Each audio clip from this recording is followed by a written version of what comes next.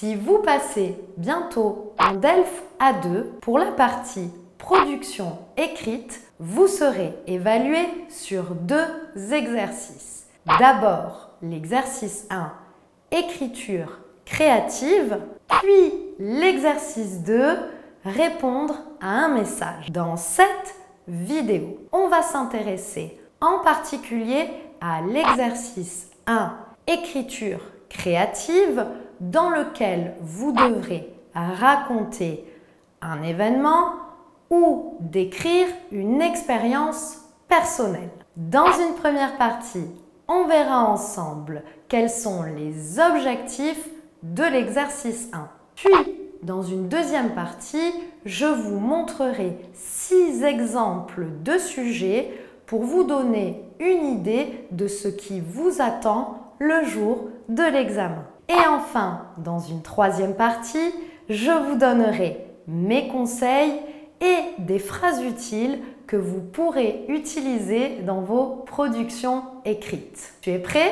C'est parti! Apprendre, parler, aimer le français avec Madame Fleu. Salut et bienvenue dans Apprendre, parler et aimer le français. Je suis Madame Fleu, je suis professeure de français pour les étrangers, mais je suis aussi examinatrice pour les examens DELF et DALF. C'est pourquoi aujourd'hui, je vous propose une vidéo consacrée à l'exercice 1, écriture créative, pour la partie production écrite du DELF A2. La partie production écrite est la 3e épreuve collective du DELF A2. Cette épreuve dure 45 minutes et vous serez noté sur 25 points. Pendant ces 45 minutes, vous devrez écrire 2 textes. L'exercice 1, l'écriture créative,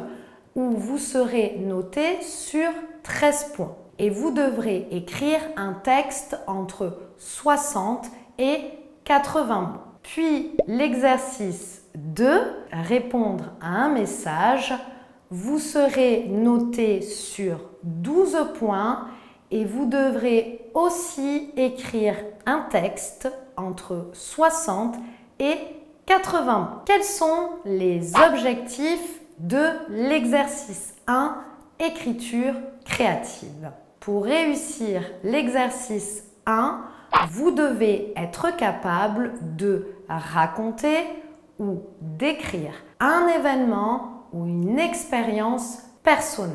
Il va falloir imaginer et développer les éléments qu'on vous donnera dans la consigne. Deuxième point très important, vous devez être capable de donner vos impressions positives et négatives. Ça veut dire que vous devez être capable de dire les sentiments, de donner les impressions que vous ressentez au sujet des faits que vous allez décrire. Voici tout de suite 6 exemples de sujets d'écriture créative. Exemple numéro 1. Sur Internet, vous participez à un forum en français sur le thème des fêtes. Vous présentez la plus grande fête de votre pays. Vous décrivez la fête, date, programme, activité. Vous expliquez pourquoi vous aimez cette fête. Exemple numéro 2. Vous recevez le courriel suivant. Ancien étudiant étranger, partagez votre expérience. Qu'avez-vous pensé de votre séjour en France? Répondez-nous vite, cela nous aidera à accueillir les prochains étudiants. Bien cordialement, le département des relations internationales. Vous répondez au message. Vous dites quelles études vous avez faites dans cette université, quand et pendant combien de temps. Vous expliquez ce que vous avez aimé ou non pendant votre séjour. Exemple numéro 3. Hier, vous avez fêté votre anniversaire avec votre famille et vos amis. Vous écrivez un mail à votre ami français pour lui raconter ce que vous avez fait pendant cette journée. Vous lui donnez aussi vos impressions sur la fête. Exemple 4. Vous avez fait un stage découverte d'une région en France. Vous racontez votre semaine, lieu, date, activité, visite sur votre blog pour vos amis francophones. Vous partagez vos impressions. Exemple 5. Vous pratiquez un nouveau sport. Vous venez de terminer votre première séance. Vous envoyez un mail à votre ami pour lui raconter comment cela s'est passé et pourquoi vous aimez pratiquer ce nouveau sport. Exemple numéro 6. Vous habitiez en France, à Paris, mais vous avez déménagé à Lyon pour vos études. Maintenant, vous partagez votre nouvel appartement avec d'autres étudiants. Vous écrivez une lettre à votre meilleur ami qui est resté à Paris. Vous lui racontez votre expérience de la colocation et ce qui a changé pour vous, quotidien, tâches ménagères, etc. Vous donnez vos impressions. Conseils et phrases utiles pour réussir l'exercice 1, écriture créative. Tout d'abord, vous devez analyser le sujet et la consigne. Sous quelle forme devez-vous écrire votre texte? Est-ce que vous devez écrire une lettre? Est-ce que vous devez écrire un courriel? Est-ce que vous devez écrire un message? Est-ce que vous devez écrire un message sur un forum? Est-ce que vous devez écrire un message sur votre blog? Ou vous devez écrire sur votre journal personnel? Ensuite, il faudra vous demander à qui écrivez-vous? Est-ce que vous écrivez un message à un ami ou une amie? Si c'est le cas, vous devrez commencer votre texte par « Salut » plus le prénom de votre ami. « Coucou » plus le prénom de votre ami. Vous pouvez aussi utiliser « cher » avec un prénom masculin ou « cher » avec un prénom féminin. Si vous devez écrire un message sur votre blog ou sur un forum, à ce moment-là, cela veut dire que vous vous adressez à de nombreuses personnes. Vous pouvez utiliser les expressions suivantes. Bonjour tout le monde. Bonjour à toutes et à tous. Je vais vous parler de mes vacances en France. Je vais vous raconter mon expérience à l'université en France. Deuxième étape, vous devez raconter un événement ou une expérience personnelle. Encore une fois, il faut analyser le sujet. Première possibilité, vous devez raconter et décrire au présent. Je vous rappelle qu'on utilise le présent pour raconter des faits qui se passent au présent, actuellement, pour raconter des habitudes dans le présent et pour parler des généralités. Vous devrez décrire et raconter au présent si par exemple vous avez un sujet, racontez comment se passent les fêtes dans votre pays. ou si vous devez raconter comment se passe actuellement votre vie, comme par exemple dans le sujet où vous avez déménagé et donc vous devez raconter comment se passe votre quotidien dans votre nouvelle ville.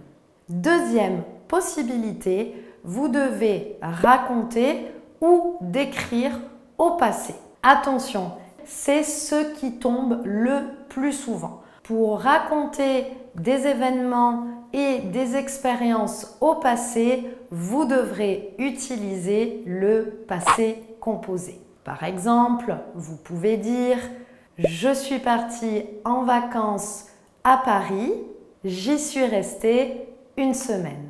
J'ai visité des musées et j'ai pris beaucoup de photos. Je me suis promenée dans de beaux quartiers, je me suis bien amusée. » Pour faire des descriptions au passé, il faut absolument que vous utilisiez l'imparfait. J'étais content ou j'étais contente. J'étais fatiguée. Nous étions heureux. Si vous parlez par exemple de vous et votre famille. C'était beau. C'était bon. C'était génial. Il y avait beaucoup de touristes. Il faisait chaud. Il pleuvait. Ensuite, il faut absolument que vous donniez vos impressions positives ou négatives par rapport aux faits que vous racontez. Pour donner vos impressions au présent, vous pouvez dire « J'aime »,« J'aime beaucoup »,« J'adore »,« Je n'aime pas »,« Je déteste ». Par exemple, vous pouvez dire « J'aime beaucoup Paris ». J'adore cette ville. J'aime les fêtes de Noël. J'aime découvrir de nouvelles cultures. Je déteste visiter des musées. Maintenant, voyons comment donner vos impressions, positives ou négatives, au passé. Vous pouvez dire « J'ai aimé »,« J'ai beaucoup aimé »,« J'ai adoré »,« Je n'ai pas aimé »,« J'ai détesté ». Par exemple, j'ai beaucoup aimé ce voyage. J'ai adoré l'architecture des bâtiments. J'ai adoré faire mes études en France. J'ai détesté faire mes études en France. J'ai aimé découvrir de nouveaux plats. Voici des adjectifs que vous pouvez utiliser pour donner vos impressions. Tout d'abord, pour donner vos impressions positives. Vous pouvez dire « c'est » ou « c'était ». Donc ça dépend si vous parlez au présent ou au passé. C'était bien. C'était super. C'était génial. C'était extraordinaire. C'était fantastique. C'était beau. C'était magnifique. Si vous parlez de nourriture, c'était bon. C'était délicieux. C'était un beau voyage. C'était une belle expérience. C'était de belles vacances. Passons maintenant aux adjectifs que vous pouvez utiliser pour décrire vos impressions négatives. C'était nul. C'était raté. C'était désagréable. C'était difficile. C'était ennuyeux. C'était décevant. C'était horrible. Quand vous aurez terminé de raconter et de décrire, il faudra terminer votre texte. Il faudra vous demander, encore une fois, quel type de texte écrivez-vous. Pour terminer votre lettre, votre courriel, votre message, vous pouvez dire simplement « à bientôt ». Si c'est une lettre ou un message adressé à un ami, vous pouvez rajouter « bise »,« bisous », « gros bisous ». Si vous avez écrit un message sur votre blog ou sur un forum, vous pouvez terminer simplement en disant « à bientôt » et éventuellement, vous pouvez dire « merci de m'avoir lu ». Un conseil très important. Si vous voulez gagner des points, il faut absolument que vous structuriez vos idées. Donc, vous devez utiliser des mots comme d'abord, ensuite, puis, enfin.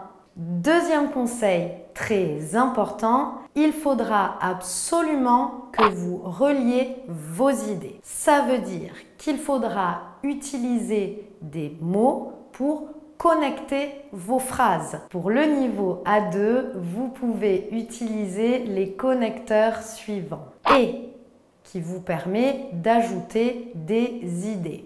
Parce que ce connecteur vous permet d'introduire une cause.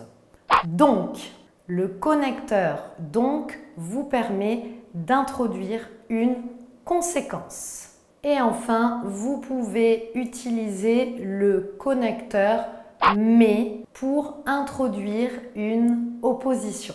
Voilà, vous savez tout sur l'exercice 1, écriture créative pour la partie production écrite du DELF A2. Si vous passez bientôt un examen A2, n'hésitez pas à revenir sur cette page et à laisser en commentaire le sujet sur lequel vous serez tombé.